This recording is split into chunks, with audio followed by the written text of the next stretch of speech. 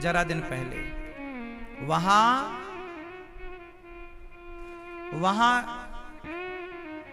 प्रेम नहीं है, वहां पर किसी कोई मर जाए कोई देखने वाला नहीं है। हमारे यहां तो कांटा लग जाए ना किसी को तो पूरा गांव पूछने आता है, भाई ज्यादा तो नहीं लगी? हम उस गांव से हैं जिस गांव में किसी को कांटा भी लग जाए तो गांव भर के लोग हाल जानने आते हैं, क्यों ज्यादा लग गई क्या, क्यों ज्यादा लगी क्या? और वहां तो कोई मर जाए तो जब तक सड़ ना जाए, अगल बगल बदबू ना आए, तब तक कोई नहीं। हाँ, माना कि साफ सुथरा है, लेकिन साहब वहां की गलियां साफ सुथरी हैं। कभी ध्यान से चिंतन करोगे तो भारत का मन साफ सुथरा है, विचार साफ सुथरे हैं। इसलिए किसी की हम कहते हैं वो भी अच्छे हैं, क्यों मैया?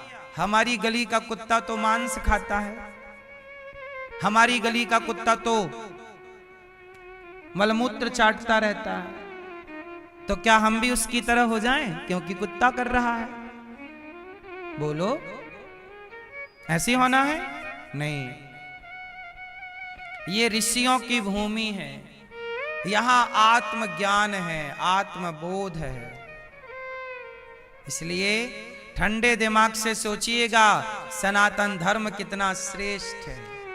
सनातन जैसा केवल सनातन है मेरी मां, सनातन जैसा और कुछ नहीं। हम किसी की बुराई नहीं करना चाहते, सब अच्छे हैं। कर्ण और कृष्ण, कर्ण और दुर्योधन के साथ कर्ण है और अर्जुन के साथ कृष्ण।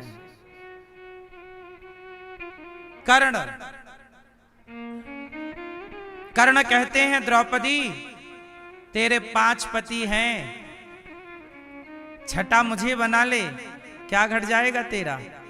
जैसे तेरे 5 वैसे ही 6, एक और जोड़ दे। ऐसा किसने बोला? कर्ण ने। तेरे तो 5 हैं, छठा मुझे बना ले। एक तरफ कर्ण है जो किसी की स्त्री से कहता है कि तू मेरे पास आ जा, गलत दृष्टि से देख रहा है कर्ण। और एक कृष्ण वो है कि जब साड़ी उतारी जा रही तो साड़ी बढ़ाने में सहयोग कर रहे हैं। एक कृष्ण है जो साड़ी बढ़ाने में सहयोग कर रहे हैं, और एक कर्ण है जो कहता है कि 5 तो तेरे हैं, आ छठा मुझे बना। आप किसके दल में रहना चाहोगे? साड़ी बढ़ा के लाज बचाने वाले के दल में, या वो कहने वाले जो कहते हैं कि आ मेरी जांघ में आकर बैठ जा द्रौपदी? बोलो, हर युग में अच्छाई बुराई रही है भैया,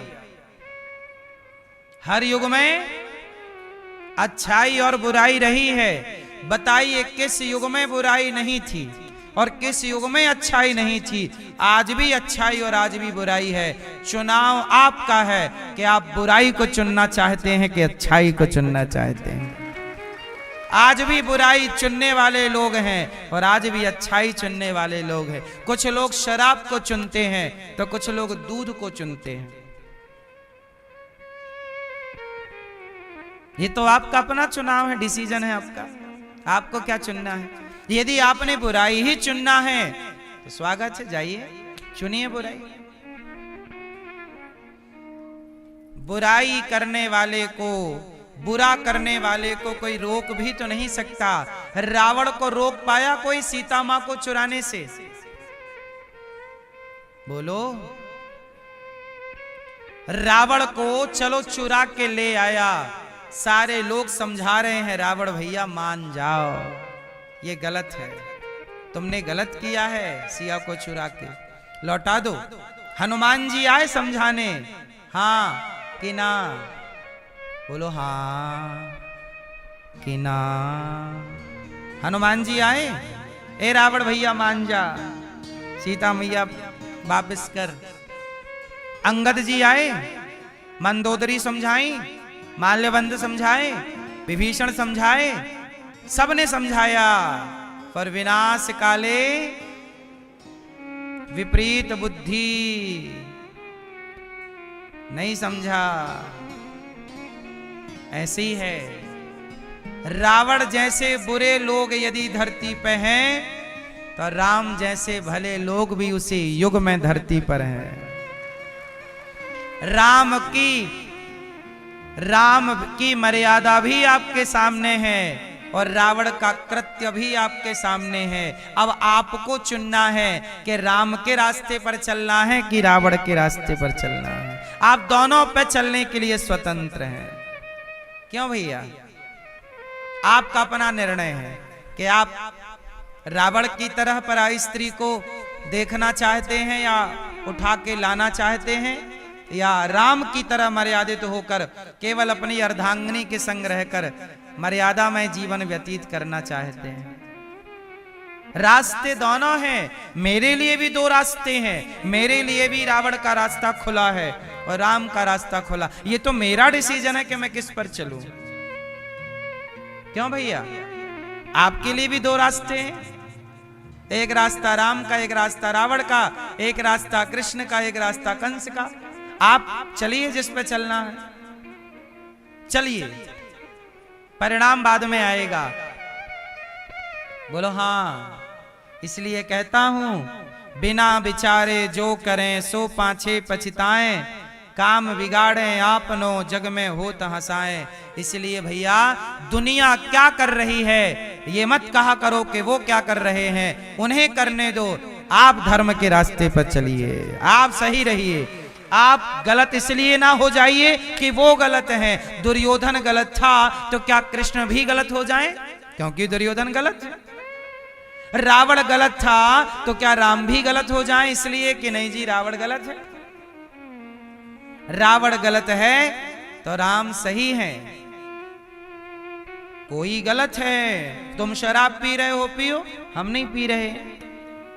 अब शराब पीने वाला ना फायदे गिनाने लगता है, यार देखो अमेरिका के लोग पी रहे हैं, जापान के लोग पी रहे हैं, जर्मनी के लोग पी रहे हैं, फ्रांस के लोग पी रहे हैं, हाँ तो हम क्यों ना पिए? पियो भाई साहब, पियो, नहाओ, टंकी में भरवा लो, हम क्या दिक्कत?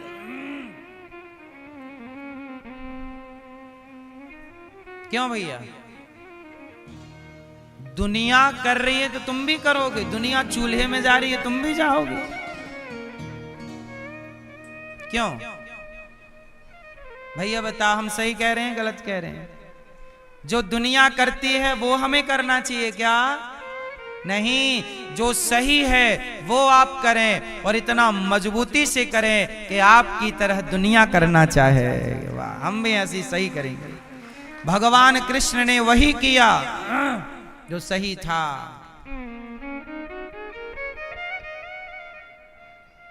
माना कि कृष्ण को हराने के लिए, अर्जुन को हराने के लिए पूरी कायनात लग गई, लेकिन याद रखना जीत हमेशा धर्म की होगी। ये धरती अधर्म पर नहीं टिकी भैया। माना कि 100 में से 99 बेईमान, पर जो एक है उस एक के बल पर यह धरा टिकी हुई है। इसलिए कहता हूं कि 99 की लाइन में ना खड़े हो जाना, उस एक की तरह बनना चाहिए जिस एक के बल पर यह धरा टिकी हुई है। बोलो हाँ। दशरथ जी मर गए, प्राण जाए पर वचन नहीं, धर्म के लिए मर गए, प्राणों की आहुति लगा दी। वचन दिया था कैकेयी को 2 वरदान देंगे, मांग, प्राण ही मांग लिए उसने। हमने आपसे कहा मांगो, जो मांगना है दूंगा। आपने कहा चलो अपने प्राण दे दो। दशरथ जी ने दे दिए। दशरथ जी के प्राण तो राम हैं, राम ही मांग लिया 14 साल के लिए। विदा तो अब तुम्हारे बिना क्या जिए राम, अब मरा दूंगी तुझे, जला दो बुआ। लगा ली आग जलाने के लिए, होलिका ही जल गई, प्रहलाद का बाल भी बांका ना हुआ। क्यों? क्योंकि भीतर कौन बैठा है? भक्ति। और जिसके भीतर भक्ति है उसी के भीतर भगवान है, फिर कोई क्या बिगाड़े। इसलिए कहता हूं कि जीवन में भक्ति को धारण करो। भक्ति सबसे श्रेष्ठ है, सारे दुखों से बचाने वाले भगवान हैं। भक्ति। भक्त के जीवन में क्या दुख है बताओ? और सच बताएं, जिसके जीवन में दुख है वो भक्त नहीं। भक्त कौन है? जिसके जीवन में दुख ही ना हो। अब आप लोग क्या कहते हैं, महाराज जी हम तो बहुत भक्ति करते हैं, हमारे जीवन में तो बड़ा संकट है। जो भक्ति नहीं करता वो बड़ा सुखी दिख रहा है आज के युग में। जो पूजा पाठ नहीं कर रहा वो अमीर है, और जो भक्त है वो गरीब है, बेचारा परेशान। और ऐसा सवाल आप लोग करते हैं, पर ये प्रश्न ही गलत है। कैसे? आओ सही मुद्दे की बात करते हैं। सच बताओ, सुदामा जी दुखी थे या नहीं? उत्तर दो, बोलो हां या ना। मैया, ओ प्यारी मैया,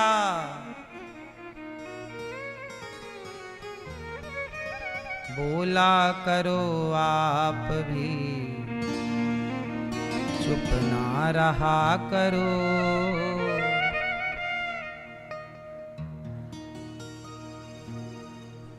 सुदामा जी दुखी थे कि नहीं? जोर से, जोर से। बाहर से देखने में ऐसा लगता है कि सुदामा जी के पास रोटी नहीं है, रहने को झोपड़ी नहीं है, पहनने को कपड़े नहीं। ऐसा लगता है कि सुदामा जी दुखी हैं, क्योंकि व्यवहार में तो ऐसी रोटी नहीं है ना। रोटी, कपड़ा, मकान, यही तो नीड है सबकी। मूलभूत जरूरत क्या है? रोटी, कपड़ा। और ये तीनों चीज सुदामा के पास नहीं थी। ना सुदामा जी के पास शाम की रोटी थी पेट भर, ना कपड़ा था, और ना रहने को झोपड़ी थी, कुछ नहीं। अब व्यवहार में तो ये लगेगा सुदामा बहुत गरीब है, पर एक बात बताओ, गरीब कौन है? जरा गरीब को परिभाषित करो भैया, बताओ गरीब किसे कहते हैं?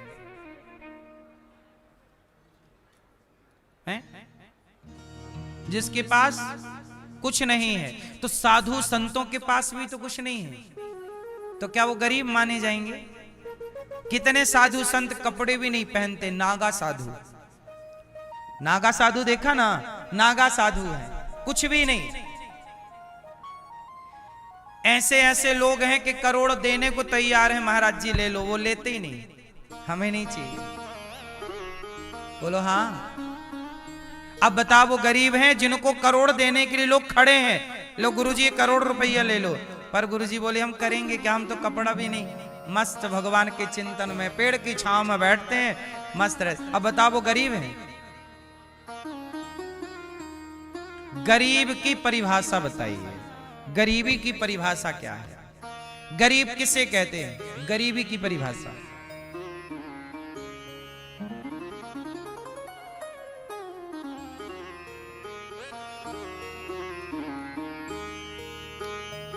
मैया, गरीब कौन? कौन गरीब मैया? गरीब किसे कहते हैं? ओ मैया, कौन गरीब? हाँ, जिनकी इच्छाएं हैं। सुदामा की तो इच्छा ही नहीं थी। अब देख लो ना, सुशीला ने कहा जाओ श्याम सुंदर से कुछ मांग लाओ, सुदामा जी बोले मांगने वांगने मैं नहीं जाता। अरे दर्शन कराओ, तो खाली हाथ कैसे जाऊं? सुदामा श्री कृष्ण के यहाँ गए थे, लेने नहीं गए। सुदामा ने कभी नहीं कहा कृष्ण हमें दो। कहीं सुना किसी से आपने कि सुदामा ने कहा हो कि हमारे पास नहीं है, कन्हैया तुम तो इतने बड़े आदमी हो, थोड़ा सा हमें रोटी की व्यवस्था करा दो, एक झोपड़ी दे दो, एक घर दे दो? क्या मांगा सुदामा जी ने? मांगा? क्यों नहीं मांगा? नहीं, बल्कि 4 मुट्ठी चिवड़ा चावल दे दिए, लो आप खाओ। बोलो हाँ। गरीब हैं पर दे रहे हैं, लो आप खाओ। द्वारिकाधीश को दे रहे हैं, तुम लो। और मांगा क्या? कुछ नहीं। अब बताओ, सुदामा गरीब हैं? इतना सुदामा जी इतने अमीर आदमी हैं कि जगत के पालनहार कृष्ण को दे रहे हैं, ये आप लो। बोलो हाँ। सच बताओ, पहले सुदामा ने दिया कि कृष्ण ने दिया? हाँ, सुदामा ने दिया, लो। फिर दिया भगवान ने, लो। इसका मतलब ये हुआ कि सुदामा को चाह ही नहीं थी, इच्छा नहीं थी, वो तो दे दिया, कृष्ण ने मांगा थोड़ी था। इसलिए कहता हूं, अपनी इच्छाओं को समाप्त कर दो और इच्छाओं को शून्य करने के बाद जो मिल रहा है उसे ग्रहण करो, प्रसन्न रहो। आप सबसे अमीर हो जाएंगे उस दिन जिस दिन आपके भीतर की इच्छाएं समाप्त हो जाएंगी। फिर बिना गोली खाए नींद आने लग जाएगी, फिर बिना कुछ किए भूख लगने लग जाएगी। अभी भूख नहीं लगती आपको, ठीक से नींद नहीं आती, क्योंकि इच्छाएं बहुत है। और जबकि आपके सिर पे मौत नाच रही है। अब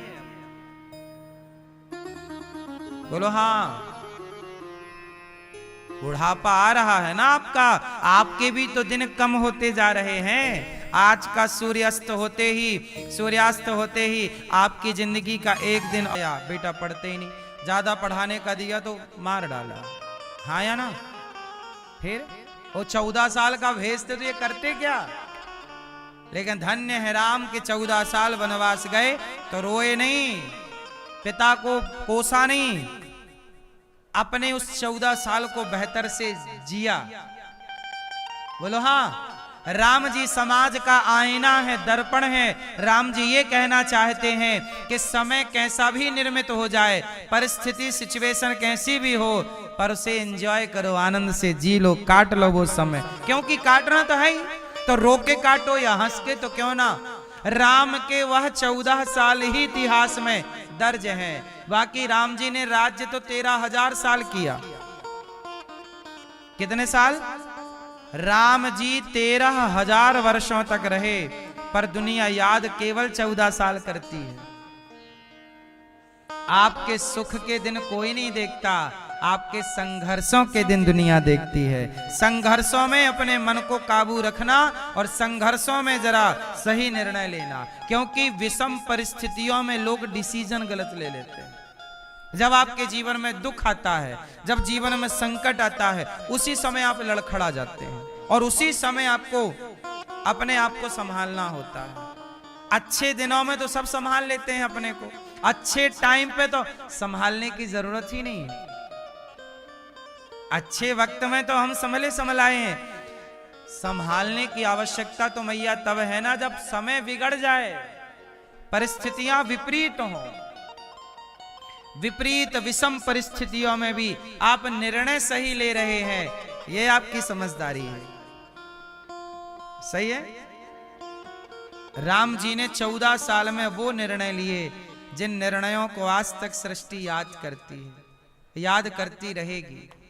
इसलिए मेरी मां, समय बुरा आए तो घबराना मत, बुरा समय आए तो और मजबूत होके खड़े हो जाना और शांत रहना।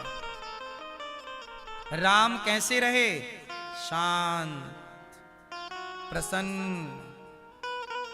आपके जीवन में जरा सा नुकसान आ जाए, जरा सी तकलीफ आ जाए, आप सोचते हैं यार हम मर जाते हैं, आत्महत्या कर लेते हैं। क्या रखा है जीवन में? जरा सा संकट क्या आया, जरा सा क्या हुआ कि आप मरने की सोचने लगे? कितने कमजोर हैं आप, और राम कितने स्ट्रांग हैं। राम से सीखा नहीं तो क्या सीखा? जिंदगी में आदर्श राम को नहीं बनाया तो क्या बनाया? इसलिए अपना आदर्श किसे बनाओ? केवल जय श्री राम के नारे मत लगाते रह जाना। राम के जीवन में हर घटना से सीख लो, आदर्श बनाओ राम को और हर बात को सीखो। कितनी गहराई से जीवन जीकर दिखाया भगवान ने कि तुम भी जीना ऐसे, क्योंकि तुम्हारे जीवन में भी वो सारी घटनाएं घटेंगी जो राम के जीवन में घटी थी। बस घटनाएं आज की होंगी, वो त्रेता की थी ये, लेकिन लमसम ध्यान से देखोगे तो घटनाक्रम वही है जो वो था। आपके जीवन में भी कोई सूपनखा आएगी, क्यों आई कि नहीं कोई सूपनखा आपके जीवन में? राम के जीवन में एक सूपनखा आई, क्या कहती है? ब्याह कर लो, हम बहुत सुंदर हैं। आपके जीवन में भी कोई सुंदरी आके खड़ी होती होगी, आपको आई लव यू बोलती होगी, ये लो हमारा आई लव यू, और आप उसके चक्कर में पड़ गए तो गए काम से। बोलो हाँ। कितने पुरुषों के लिए पत्नियां रोती हैं कि मेरे पति का चक्कर चल रहा है पड़ोसन से, चक्कर में बर्बाद हो गए कितनों की गृहस्थियां, हाँ या ना? हर तीसरी स्त्री परेशान है। अब बताओ, कोई भले ना, पर धरती में वर्तमान की स्थिति में हर तीसरी स्त्री परेशान है कि मेरा पति का किसी के संग चक्कर है। आपके जानकारी में, मोहल्ले पड़ोस में, रिश्तेदारी में बहुत ये केस होंगे जिसका घर बर्बाद हो चुका है पराई स्त्री के चक्कर में, पराई पुरुष के चक्कर में। बोलो हाँ। राम से ये सीख नहीं ली तो क्या सीखा? राम के सामने सूपनखा आई थी, राम ने एक बार भी उसकी ओर, यही है सीख कि जब कोई भी स्त्री आपके समक्ष आए तो आप आंखें उठाकर भी ना देखें उसे। ये राम से नहीं सीखा तो फिर काय बात की तुम पूजा करते हो? दिन भर राम की पूजा करोगे और सीखोगे कुछ नहीं, तो पूजा करने से क्या हो जाएगा? क्यों भैया? तुम राम की पूजा कर रहे हो और पराई औरत के चक्कर में पड़े हो तो राम की पूजा सफल होगी? उत्तर दो मेरी मां। इसलिए राम की पूजा करने से ज्यादा राम के आदर्श को जीवन में उतारना ही पूजा है, यही पूजा। अब आदर्श कोई नहीं उतार रहा है और पूजा पूजा पूजा पूजा सब करे, सही है ना?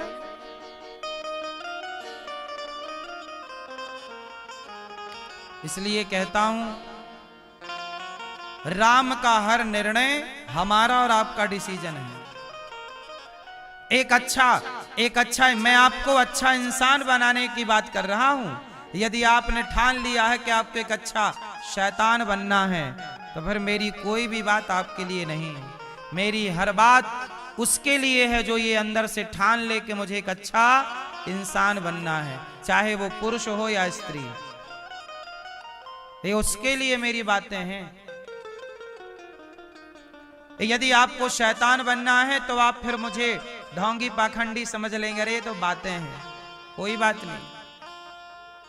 राम के सामने रावण राम को गाली देता था, कृष्ण के सामने शिशुपाल कृष्ण को गाली देता था। जो ईश्वर को नहीं समझ पाए ऐसे लोग तब भी थे जब स्वयं भगवान थे। राम के समय भी ऐसे लोग थे जो राम को नहीं समझ पाए, कृष्ण के समय भी ऐसे लोग थे जो कृष्ण को नहीं समझ पाए, तो आज भी ऐसे लोग हैं जो राम कृष्ण को नहीं समझ पाए। इसमें आश्चर्य क्या है? राम के सामने ना गाली देता था रावण और कृष्ण के सामने ना गाली देता था शिशुपाल, तो आज भी कोई कृष्ण को गाली दे तो इसमें आश्चर्य क्या है? गाली देने वाले तो तब भी थे जब श्री कृष्ण मौजूद थे। बोलो हाँ।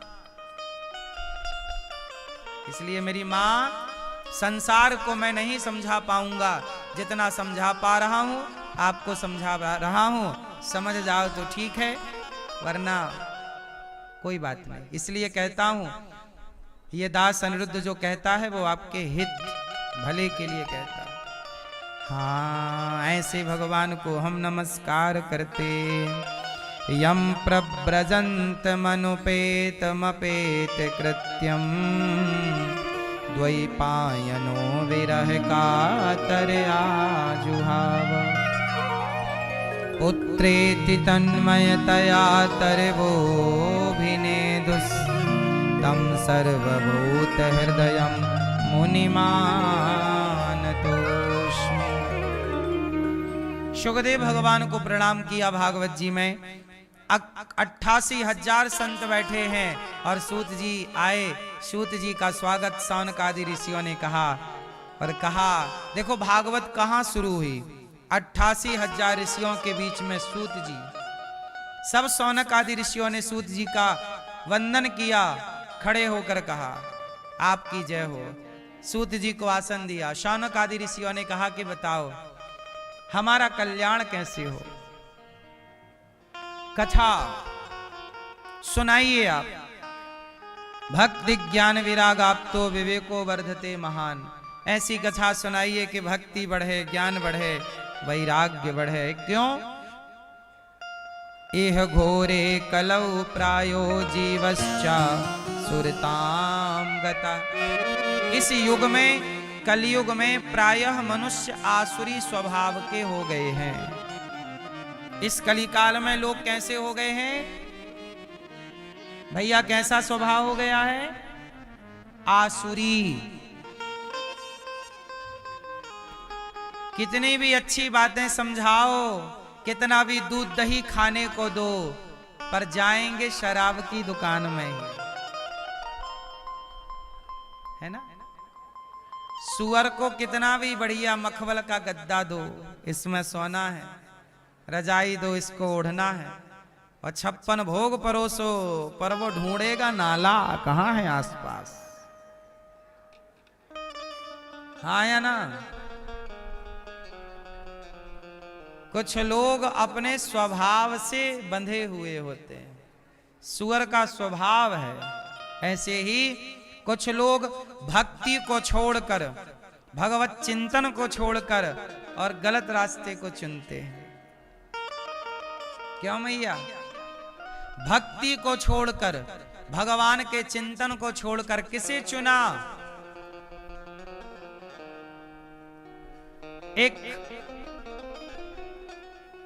एक गांव से 2 बच्चे वृंदावन के लिए निकले। बच्चे मतलब जवान लड़के थे, 25-25 साल के थे, 25-30 साल के बीच की उम्र थी। दोनों जवान, दोनों के अंदर भक्ति का रंग लग गया। दोनों मित्र थे, दोस्त थे।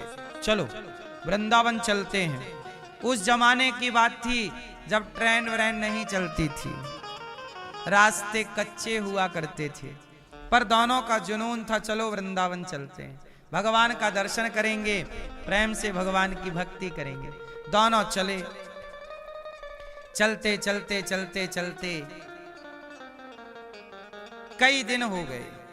रास्ते में रुक जाते, खा पी लेते, फिर आगे चलते। अब वो वृंदावन के बिल्कुल पास आ गए, मतलब ये समझ लो कि 10 किलोमीटर दूर, बिहारी जी के मंदिर से 10 किलोमीटर दूर। हो गई थी रात, पानी भी थोड़ा गिर गया था, मौसम बदल रहा था, दोनों भीग गए।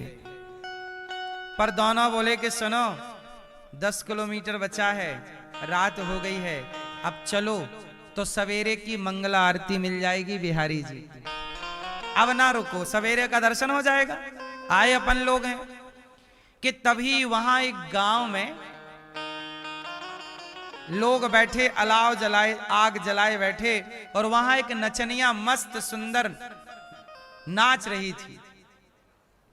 तो दोनों दोस्तों ने सोचा कि यार थोड़ा यहां बैठ जाते हैं, ठंडी लग रही है, थोड़ा आग सेक लेते हैं, और ये नाच रही है थोड़ा देख लेते हैं। तो एक ने कहा यार हम तो भगवान का दर्शन करने आए हैं, ये नाच रही है, हम इसका दर्शन करने थोड़ी आए हैं। एक ने कहा एक काम करो, रात यहीं रुक जाते हैं, सवेरे तो चल नहीं है। बोला नहीं नहीं, मंगला आरती निकल जाएगी सवेरे की। हाँ चलो, सवेरे की आरती मिल जाएगी अपने को, दर्शन सवेरे 4 बजे का दर्शन हो जाएगा भगवान जी, चलो। बोले नहीं, आज ठंडी है, तबीयत खराब हो जाएगी, कपड़े भी गीले हैं, चलो कपड़े बदल लेते हैं, और आज यहीं मिल गई है आग वाग, बढ़िया सेको, और ये रात भर नाचेगी, जरा इसके संग ठुमका उमका लगाएंगे अपन, चलो। एक बोला नहीं, तू बैठ। एक बोला मैं तो बैठूंगा, मेरी हिम्मत नहीं आगे जाने की, ये बहुत सुंदर नाच रही है। दूसरा बोला मैं चला। अब ध्यान से सुनना, एक बैठा रहा नचनिया के सामने, उसका नाच देखता रहा, और दूसरा चला और आ गया सवेरे सवेरे मंगल आरती में ठिठुरता हुआ आया बिहारी जी के सामने। और बिहारी जी का दर्शन, जैसे ही बिहारी जी के पास आया, उसके मन में भाव बदल गया। उसको लगा यार क्यों आ गया, मैं भी वहीं बैठता तो बढ़िया उसका नाच गाना देखता, सीखता बढ़िया, कितना मस्त नाच रही थी, कितनी सुंदर थी वो। अब ये उस सुंदरी का स्मरण करने लग गया। वो खड़ा किसके सामने है? भगवान जी के सामने, बिहारी जी के सामने। वो चिंतन किसका कर रहा? उसके गाल कितने सुंदर थे, उसके बाल कितना अच्छा नाच रही थी, पतली कमर थी, उसका ध्यान कर रहा है, नचनिया का। और वो जो नचनिया के सामने बैठा था, वो धिक्कार रहा है अपने भाग्य। हे भगवान, मैं कितना अभागा पापी हूं कि आया था भगवान के लिए और यहां एक चमड़ी की सुंदरता में उलझ गया। वो बैठा नचनिया के सामने और उसका ध्यान बिहारी जी में है, और जो बिहारी जी पहुंच गया उसका ध्यान उस नचनिया में है। संयोग देखो कि दोनों की मृत्यु हो गई, दोनों मर गए। और जब दोनों मरे तो दोनों का हिसाब यमराज जी ने किया। दोनों एक साथ ही लगभग मृत्यु हुई। यमराज जी के पास दोनों गए, यमराज जी ने खाता वही टटोला तो कहा कि जो मंदिर में खड़ा था इसे नरक जाना पड़ेगा, और जो नचनिया के सामने था उसे स्वर्ग, उसे बैकुंठ भेजो। तो उसने, जो भगवान के सामने मरा, उसने कहा यमराज जी ये तो निर्णय गलत है आपका, मैं तो मंदिर में मरा हूं, भगवान के आगे मरा हूं, मुझे तो बैकुंठ मिलना चाहिए। बोले नहीं, तुम्हारा शरीर तो मंदिर में था पर तुम्हारा मन किस में था? उस नाचने वाली नृत्यांगना में था। तुम उसकी सुंदरता की बात कर रहे थे, वाह उसके गाल कितने सुंदर, उसका हृदय कितना सुंदर, उसकी कमर कितनी सुंदर, उसका नृत्य कितना सुंदर। आप उस स्त्री का गुणगान गा रहे थे, आपका चित्त उसकी ओर खिंच रहा था, ध्यान उसका था। और वो जो उस नृत्यांगना के सामने था, उसके चित्त में बिहारी जी प्रकट हो गए।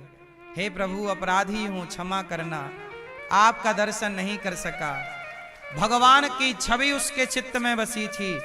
इसका मतलब यह हुआ कि शरीर कहां है इससे कोई फर्क नहीं पड़ता, मन कहां है इससे फर्क पड़ता है।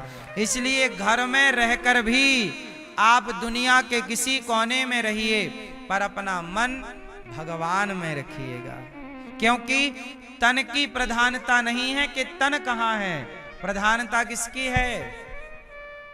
किसकी?